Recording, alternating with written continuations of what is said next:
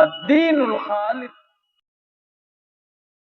إن الحمد لله نحمده ونستعينه ونستغفره ونعوذ بالله من شرور أنفسنا وسيئات أعمالنا من يهده الله فلا مضل له ومن يضلله فلا هادي له وأشهد أن لا إله إلا الله وحده لا شريك له وأشهد أن محمدا عبده ورسوله أما بعد فإن خير الحديث كتاب الله وخير الهدي هدي محمد صلى الله عليه وسلم وشر الأمور محدثاتها وكل محدثة بدعة وكل بدعة ضلالة وكل ضلالة في النار.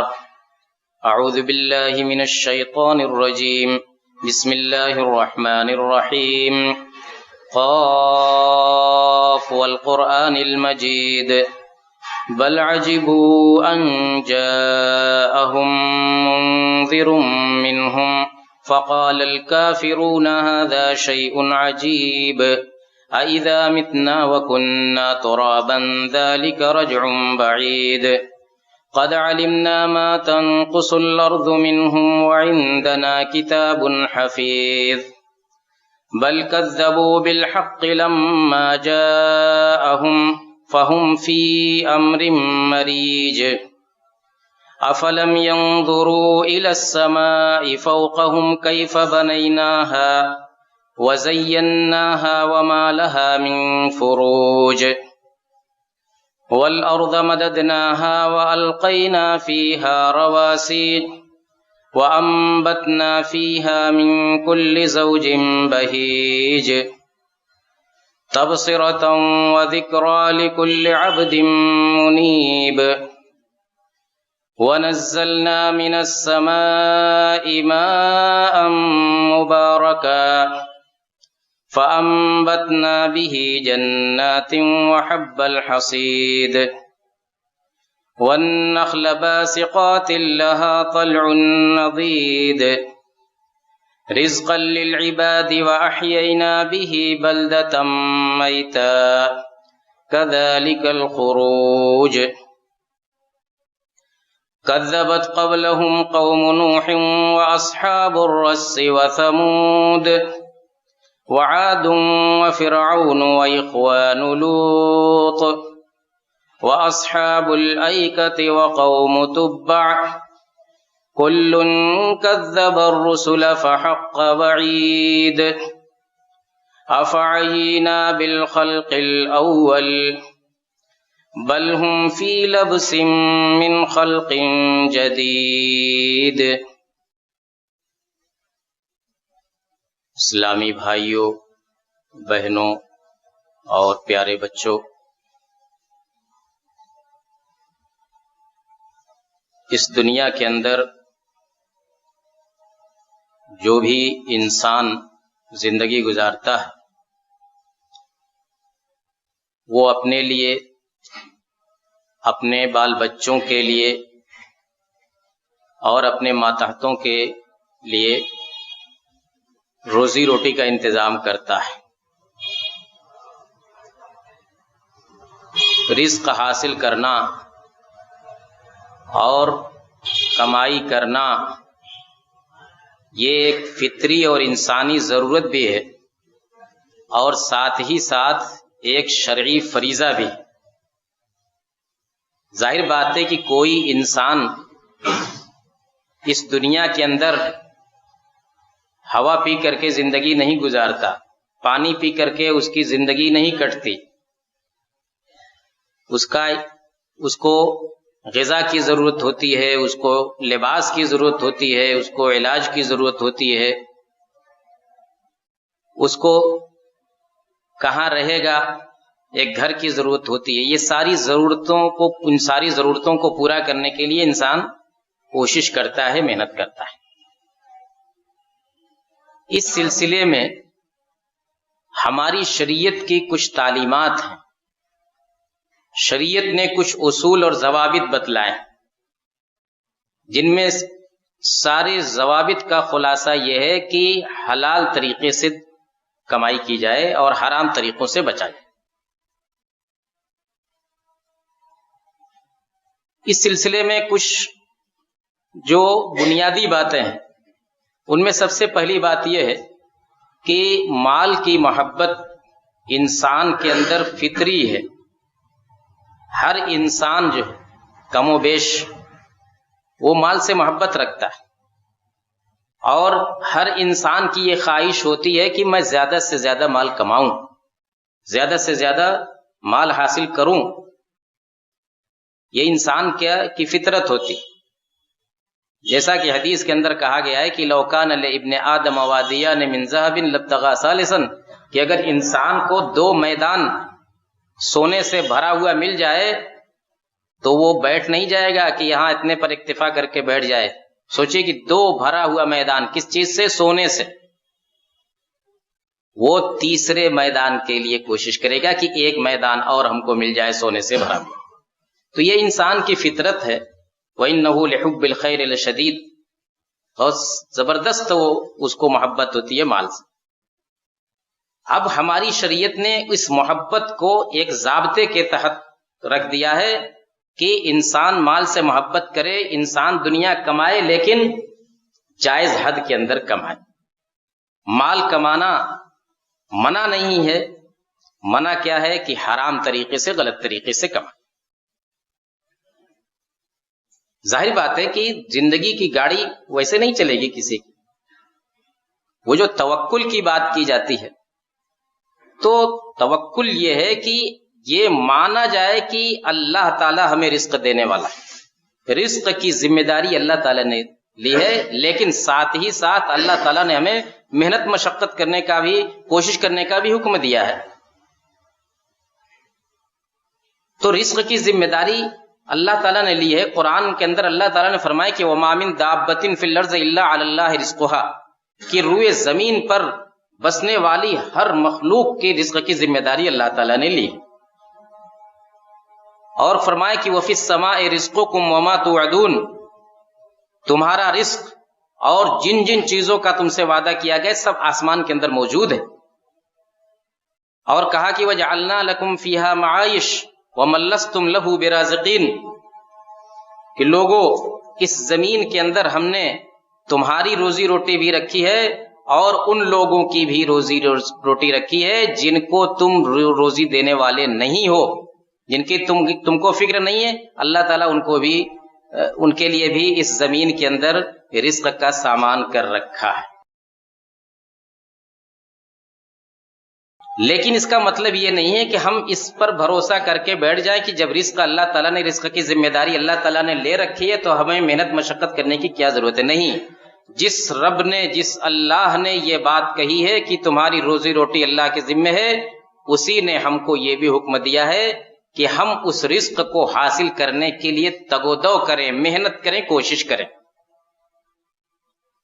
آپ سورہ جمعہ کے اندر سنتے ہیں بار بار کہ فَإِذَا قُضِيَتِ الصَّلَاةُ فَانتَشِرُوا فِي الْأَرْضِ وَابْتَغُوا مِن فَضْلِ اللَّهِ، کہ جب جمعہ کی نماز ہو جائے، مکمل ہو جائے، تو زمین میں پھیل جاؤ اور اللہ کا رزق تلاش کرو، روزی روٹی تلاش کرو۔ تو ایک طرف عبادت ہے تو دوسری طرف رزق حاصل کرنا بھی، یہ بھی ذمہ داری ہے۔ تو یہ ضروری چیز ہے، یہ اللہ تعالیٰ نے رزق حاصل کرنے کے لیے کا حکم دیا، اور اپنے ماتحتوں کی کفالت کرنا، اپنے بال بچوں کی کفالت کرنا، ان کو روزی روٹی فراہم کرنا، یہ ہر انسان کے اوپر اللہ تعالیٰ نے واجب ٹھہرایا۔ اگر کوئی نہیں کرتا ہے، اپنے بال بچوں کی کھانے پینے کا انتظام، لباس پوشاک کا، رہنے کا انتظام نہیں کرتا ہے تو وہ گنہگار ہوتا ہے۔ واجب ہونے کا یہی مطلب ہے۔ لیکن بات یہی ہے کہ رزق حلال طریقے سے حاصل کرنا، غلط طریقے سے، حرام طریقے سے نہیں۔ اور یہ کوئی، میرے بھائیوں، یہ اسلام کے ساتھ خاص نہیں، دنیا کا کون سا مذہب ہے، دنیا کا کون سا دھرم ہے جو یہ نہیں کہتا کہ صحیح طریقے سے کمائی کی جائے، صحیح طریقے سے کاروبار کیا جائے۔ تمام لوگ کاروبار میں جھوٹ بولنے کو یا کسی بھی معاملے میں جھوٹ بولنے کو غلط سمجھتے ہیں۔ اب وہ چاہے کمانے کے لیے جھوٹ بولا جائے، چاہے آپسی اور کسی معاملے کے لیے جھوٹ بولا جائے، سارے لوگ دھوکہ دھڑی کو غلط سمجھتے ہیں، چاہے ان کا کسی مذہب سے تعلق۔ اب وہ دھوکہ دھڑی چاہے کاروبار کے اندر ہو، چاہے کسی اور معاملے میں ہو۔ بدعہدی، بے وفائی، یعنی وعدہ کر کے اس کو پورا نہ کرنا، جیسا کہ عام طور سے کاروبار میں لوگ کرتے ہیں۔ کون سا دھرم، دنیا کا کون سا مذہب اس کو صحیح کہتا ہے؟ سارے لوگ کہتے ہیں کہ نہیں، غلط۔ تو یہی سب تو حرام کی شکلیں ہیں، اور بہت ساری شکلیں ہیں۔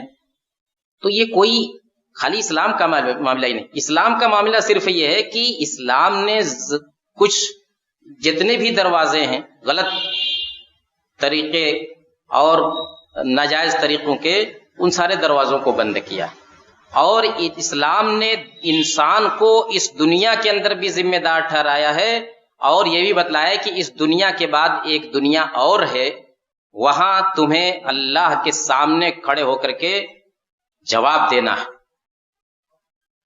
ہر چیز کا حساب ہوگا، عبادتوں کا بھی ہوگا، اور لین دین کا بھی ہوگا، اخلاق کا بھی ہوگا، معاملات کا بھی ہوگا، ہر چیز کا جواب دینا ہے۔ آپ وہ مشہور حدیث بار بار سنتے ہیں کہ قیامت کے دن کوئی بندہ اپنی جگہ سے اس وقت تک نہیں ہٹ سکتا جب تک کہ 5 چیزوں کا جواب نہ دے لے۔ اللہ تعالیٰ کے سامنے 5 سوال کا جواب جب تک نہیں دے لے گا تب تک وہ اپنی جگہ سے ہٹ نہیں سکتا۔ ان 5 سوالوں میں سے 2 سوال مال کے بارے میں، ایک سوال زندگی کے بارے میں کہ زندگی کیسے گزاری، ایک سوال جوانی کے بارے میں، جوانی کہاں گزاری، عمر کے بارے میں، عمر کہاں بتائی، اور مال کے بارے میں 2 سوال، من این اکتسبہ وفیما انفقہ، کمایا کہاں سے اور خرچ کہاں کیا، کمایا کہاں سے اور خرچ کہاں کیا۔ یہ 2 سوال بڑے اہم، اور سوالوں میں تو ایک ایک ہے، لیکن مال کے بارے میں صرف ہی نہیں کہ جائز طریقے سے کمانا، صحیح طریقے سے کمانا بھی ہے اور جائز جگہ خرچ کرنا بھی۔ اور آج جو صورتحال ہے، اس صورتحال کو دیکھ کر کے اللہ کے نبی صلی اللہ علیہ وسلم کی وہ حدیث بخاری کی یاد آتی ہے کہ آپ فرماتے ہیں کہ یاتی علی الناس زمان لا یبال المرء ما اخذ امن الحلال ام من الحرام، کہ ایک وقت ایسا آئے گا، ایک زمانہ ایسا آئے گا کہ انسان پرواہ نہیں کرے گا کہ اس نے وہ کیا چیز کما رہا ہے، حلال کما رہا ہے کہ حرام کما رہا ہے، وہ کچھ پرواہ نہیں کرے گا۔ ایک زمانہ ایسا آئے گا۔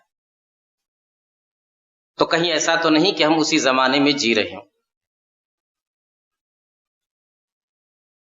اور آپ یہ بھی جانتے ہیں میرے بھائیوں کہ حرام کمائی سے صدقہ خیرات قبول نہیں ہوتا۔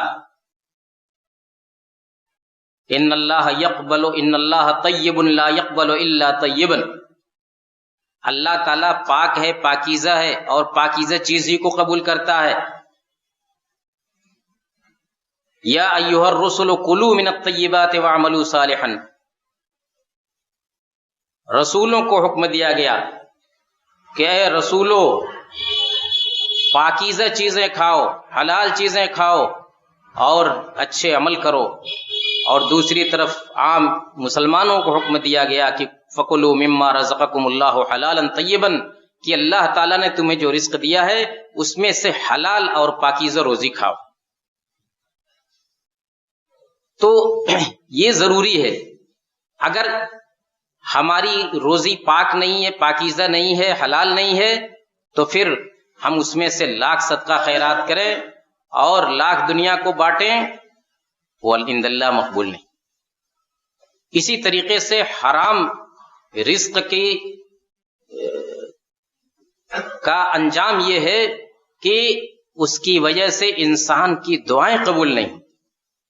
انسان دعا کرتا ہے، حدیث کے اندر آتا ہے کہ انسان لمبا سفر کر کے جاتا ہے، اس کے بال بکھرے ہوئے ہیں، اس کا جسم گرد و غبار سے اٹا ہوا ہے، اور وہ ہاتھ اٹھا کر کے گڑ گڑا کر کے اللہ تعالیٰ سے کہتا ہے کہ یا رب یا رب، خوب دعائیں کرتا ہے، لیکن وَمَطْعَمُهُ حرام وَمَلْبَسُهُ حرام وَغُذِيَ فِي الْحَرَامِ فَأَنَّىٰ يُسْتَجَابُ لَهُ، اس کا کھانا حرام کا، اس کا لباس حرام کا، اس کے جسم کی پوری نشو نما حرام سے ہوئی ہے، تو ایسے انسان کی دعا بھلا کیسے قبول ہو سکتی؟ آج دیکھیے کہ ہماری دعائیں کتنی بے اثر ہیں، ہم دعائیں کرتے ہیں لیکن کہتے ہیں کہ دعا قبول نہیں۔ ہمیں جائزہ لینا چاہیے کہ وہ کون سے اسباب ہیں جن کی وجہ سے دعائیں قبول نہیں ہوا کرتی۔ ان میں سے ایک اہم سبب یہ بھی ہے کہ جسم کے اندر حرام چیز داخل ہے، جسم کے اوپر حرام لباس ہے، اور کمائی کے اندر حرام کی آمیزش ہے۔ میرے بھائیوں، انسان کے سامنے اس دنیا کے جو تقاضے ہیں، ان تقاضوں کو پورا کرتے ہوئے کبھی کبھی وہ غلط فہمی میں مبتلا ہوتا ہے۔ یہی کمائی کا معاملہ دیکھ لیجئے کہ شیطان انسان کو کس طرح سے گمراہ کرتا ہے۔ بہت سارے لوگوں کے ذہن میں یہ بات ڈالتا ہے کہ سارے لوگ تو کر رہے ہیں، سارے لوگ تو کر رہے ہیں، تم ہی کیوں نہ کرو؟ سارے لوگ اس طریقے سے کاروبار کر رہے ہیں، سارے لوگ تو جھوٹ بول لیتے ہیں کاروبار کرنے میں، تم کیوں الگ رہو گے؟ سارے لوگ جو ہے وعدہ خلافی کرتے ہیں، 1 مہینے کا وعدہ کرتے ہیں پیمنٹ کا، 2 مہینہ 3 مہینہ 6 مہینہ تب ٹرخاتے رہتے ہیں۔ یہ تو چلتا ہے مارکیٹ میں، سب لوگ کر رہے ہیں، تم بھی کرو۔ نہیں، پھر ایمان کیا کہاں گیا؟ پھر اسلام کہاں گیا؟ پھر ہمارا عقیدہ کہاں گیا؟ پھر ہماری انسانیت کہاں گئی؟ اگر سارے لوگ غلط کرنے لگے تو ہم بھی غلط کریں، سارے لوگ جھوٹ بولے ہم بھی جھوٹ بولیں، سارے لوگ بے ایمانی کریں ہم بھی بے ایمانی کریں، سارے لوگ وعدہ خلافی کریں ہم بھی وعدہ خلافی کریں، یہ کہاں سے صحیح ہو جائے گا؟ یہ کون سا قانون ہے دنیا کا کہ دنیا دیکھ کر کے ہم چلیں؟ گویا کہ ہم کسی اصول کسی ضابطے کے پابند نہیں ہیں۔ میرے بھائیوں، یہ یاد رکھیے کہ اکثریت ضروری نہیں ہے کہ جو کام کرے وہ صحیح ہو، چاہے جو بھی کام ہو۔ قرآن میں جگہ جگہ اس بات کو واضح کیا گیا ہے، وَقَلِيلٌ مِّنْ عِبَادِيَ الشَّكُورُ، اللہ تعالیٰ کہتا ہے کہ میرے بہت تھوڑے بندے ایسے ہیں جو شکر گزاری کرتے ہیں۔ کم من فئۃ قلیلۃ غلبت فئۃ کثیرۃ بإذن اللہ، کتنی جماعتیں ایسی ہیں کہ جن کی تعداد تھوڑی ہے لیکن بڑی جماعت کے اوپر ان کو غلبہ حاصل ہوا اللہ کی اجازت سے۔ تو کوئی غلط کام سب لوگ کریں تو وہ غلط کام صحیح نہیں ہو جاتا، غلط ہے۔ جھوٹ جو ہے آج سے 1400 سال پہلے بھی غلط تھا، آج سے 5000 سال پہلے بھی غلط تھا، آج بھی غلط ہے، اور قیامت تک جھوٹ ہی رہے گا، غلط ہی رہے گا۔ تو یہ سوچنا کہ سب لوگ کر رہے ہیں، نہیں، آپ تلاش کیجئے، ایک بڑی تعداد ہے جو نہیں کر رہی، ایک بڑی تعداد ہے جو ان اصولوں پر جمی ہوئی ہے، اور ان کی بھی روزی روٹی چل رہی ہے، ان کا کاروبار بھی پھل پھول رہا ہے، وہ کبھی جھوٹ نہیں بولتے، وہ کبھی بے ایمانی نہیں کرتے، وہ کبھی بدعہدی نہیں کرتے، وہ کبھی وعدہ خلافی نہیں کرتے، لیکن ان کا کاروبار چل رہا ہے، ترقی کر رہا ہے۔ تو یہ سوچنا کہ سب لوگ کر رہے ہیں تو ہمیں کیوں اس بہتی گنگا میں ہاتھ نہ دھوئیں، یہ بہت بڑی غلط فہمی ہے میرے بھائی۔ دوسری بات یہ ہے کہ آدمی سوچتا ہے کہ اگر میں یہ کام نہ کروں تو میرا کاروبار چلے گا کیسے؟ یہ بھی بہت بڑی غلط فہمی۔ وہ سوچتا ہے کہ کاروبار کے لیے یہ کرنا ضروری ہے، یہ چیز مارکیٹ میں رائج ہے، اگر یہ کام نہ کیا جائے تو کاروبار چلے گا نہیں، یا ویسے نہیں چلے گا جیسے چلتا ہے، دوڑے گا نہیں۔ یہ بھی غلط فہمی ہے۔ کیوں غلط فہمی ہے؟ اس لیے کہ ابھی آپ نے سنا کہ اصول اور ضابطہ بھی کوئی چیز ہوتی ہے۔ ابھی آپ نے سنا کہ اللہ تعالیٰ نے ہمارے رزق کا ذمہ لیا ہے، جو رزق ہمارے لیے مقرر کیا گیا ہے وہ رزق ہم کو حاصل ہو کر کے رہے گا، یہ اللہ کی ذمہ داری ہے۔ علامہ ابن قیم رحمۃ اللہ علیہ نے لکھا ہے کہ جو آدمی غلط طریقے سے رزق حاصل کرنے کی کوشش کرتا ہے وہ گویا اللہ تعالی سے بدگمانی میں مبتلا ہے۔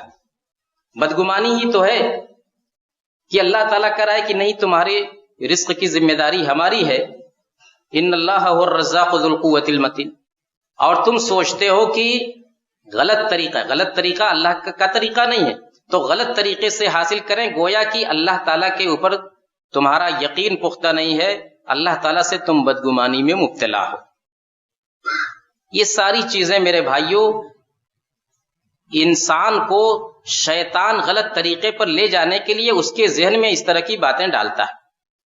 آج پوری دنیا کاروبار کرتی، سارے لوگ کسی نہ کسی شکل میں کاروبار کرتے ہیں، ان میں بے ایمانی کرنے والے بھی ہیں، اس میں جھوٹ بولنے والے بھی ہیں، اس میں سودی کاروبار کرنے والے بھی ہیں، ہر طرح کے لوگ ہیں، لیکن ایسے پاکیزہ لوگ ہیں کہ جنہوں نے اپنے پوری زندگی میں کبھی کاروبار میں جھوٹ نہیں پڑی، جنہوں نے کبھی وعدہ خلافی نہیں کی، جنہوں نے کبھی دھوکہ دھڑی نہیں کی، اور کروڑوں اربوں کے مالک ہیں۔ ان کا کاروبار اس تیزی سے چل رہا ہے کہ وہ اس کو سنبھال نہیں پا رہے۔ اس لیے یہ سوچنا کہ اگر یہ سب غلط راستے ہم اختیار نہیں کریں گے تو کاروبار چلے گا کیسے، یہ غلط سوچ ہے، یہ اللہ تعالیٰ کے سلسلے میں بدگمانی ہے۔ ہمیں کوشش کرنی چاہیے، ہر انسان کو کوشش کرنی چاہیے کہ اس کے کاروبار میں، اس کی تجارت میں، اس کے لین دین میں معمولی سی بھی غلط چیز کی آمیزش، حرام چیز کی آمیزش نہ ہو۔ اللہ تعالی ہمیں اس کی توفیق عطا فرمائے، حرام کمائی کی توفیق دے اور حرام کی تمام شکلوں سے ہم کو محفوظ رکھے۔ آمین وآخر دعوانا ان الحمد للہ رب العالمین۔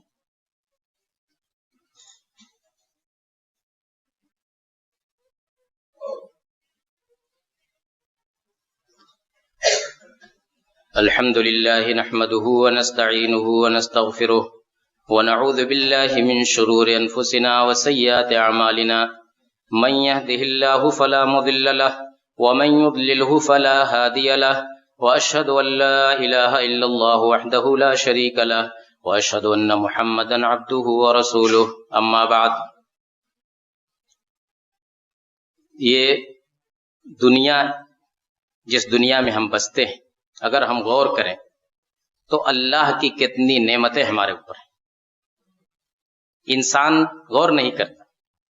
یہ زندگی ایک نعمت ہے، یہ صحت ایک نعمت ہے، یہ آنکھیں نعمت ہیں، کان نعمت ہے، دل نعمت ہے، دماغ نعمت ہے، ہاتھ نعمت ہے، پاؤں نعمت ہے۔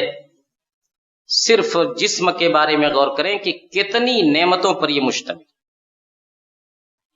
پھر یہ زمین نعمت ہے، یہ آسمان نعمت ہے، یہ سورج نعمت ہے، یہ چاند نعمت ہے، ہوائیں نعمت ہے، بارش نعمت ہے، پانی نعمت ہے، کتنی نعمتیں اللہ تعالیٰ نے ہم کو دی۔ اور سب سے بڑی نعمت کیا ہے؟ اسلام کی نعمت، توحید کی نعمت۔ اتنی نعمتوں سے اللہ تعالیٰ نے ہمیں نوازا ہے، اور اللہ تعالیٰ ہم سے صرف یہ چاہتا ہے کہ ہم اس کے راستے پر چلیں۔ لیکن اس کے باوجود، ان ساری نعمتوں کے باوجود، اگر ہم اللہ کے راستے سے ہٹتے ہیں تو سوچئے کہ یہ کتنی بد نصیبی کی بات ہو۔ میرے بھائیوں، کاروبار کا معاملہ، کمائی کا معاملہ، یہ بہت اہم ہے کہ ہم اس معاملے میں اللہ کے بتائے ہوئے طریقے پر چلیں۔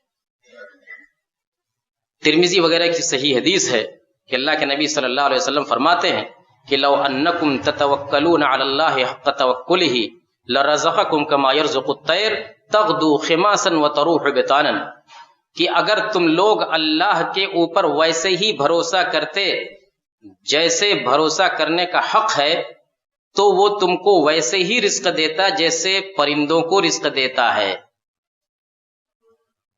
کیسے پرندوں کو رزق دیتا ہے؟ کہ وہ صبح خالی پیٹ نکلتے ہیں اور شام کو بھرا پیٹ واپس آتے ہیں۔ پرندوں کو دیکھیے، صبح سویرے نکل جاتے ہیں رزق کی تلاش میں، ان کو معلوم ہے ان کے یہاں اسٹاک نہیں رہتا کوئی چیز، وہ صبح نکلتے ہیں رزق کی تلاش میں اور بھر پیٹ واپس آتے ہیں۔ تو اللہ تعالیٰ کہتا ہے کہ اگر تم واقعی اللہ تعالیٰ کے اوپر ویسے ہی بھروسہ کرو جیسے بھروسہ کرنے کا حق ہے، تو تم کو بھی ویسے رزق دے جیسے پرندوں کو دیتا ہے۔ کچھ لوگ اس سے غلط مفہوم نکالتے ہیں کہ اس کا مطلب یہ ہے کہ تم دھیرے سے بیٹھے رہا جائے، اللہ پر بھروسہ کر کے محنت نہ کی جائے۔ نہیں، اس کا مطلب یہ نہیں ہے۔ کیوں؟ اس لیے کہ ان پرندوں کے بارے میں کیا کہا کہ صبح کو وہ نکلتے ہیں رزق کی تلاش میں، وہ اپنے گھونسلے میں بیٹھے نہیں رہتے، وہ نکلتے ہیں، اڑان بھرتے ہیں، تب جا کر کے ان کو رزق ملتا ہے۔ تو رزق کو تلاش کیا جائے، دنیا کمائی جائے، لیکن ساتھ ہی ساتھ اللہ پر بھروسہ رکھا جائے۔ اور اللہ پر بھروسہ رکھنے کا تقاضا یہ ہے کہ اللہ تعالیٰ نے ہمیں جو راستے بتائے ہیں، جائز راستے، انہی راستوں پر اکتفا کیا جائے اور غلط راستوں پر نہ چلا جائے۔ یہ دنیا کسی کے لیے ہمیشہ کی جگہ نہیں، اس دنیا سے ہر ایک کو جانا ہے۔ ہم اپنے لیے بھی فکر رکھتے ہیں، اپنی آنے والی نسل کی بھی فکر کرتے ہیں، اور اسی فکر میں جائز ناجائز بھول جاتے ہیں۔ نہیں، سب کے ہم سے پہلے بھی لوگ گزرے ہیں، انہوں نے ہم کو بہت زیادہ چھوڑ کر کے وہ لوگ نہیں گئے تھے، لیکن اللہ تعالیٰ نے دیا ہے، کسی کو کم کسی کو زیادہ، سب کی گاڑی چل رہی ہے۔ اس لیے اللہ پر بھروسہ کیا جائے اور اللہ پر بھروسہ کرتے ہوئے جائز طریقوں سے کمائی کی جائے۔ اللہ تعالی ہمیں اس کی توفیق عطا فرمائے۔ اللہم اعز الاسلام والمسلمین واخذل الکفرة والملاحدة والمبتدعة والمشرکین، اللہم الف بین قلوبنا واصلح ذات بیننا وانصرنا على عدوك وعدونا، اللہم فرج ہم المہمومین ونفس کرب المکروبین واقض الدین عن المدینین واشف مرضانا ومرضى المسلمین وفك أسر الماسورین برحمتك یا ارحم الراحمین۔ سبحان ربك رب العزة عما يصفون وسلام على المرسلين والحمد لله رب العالمين۔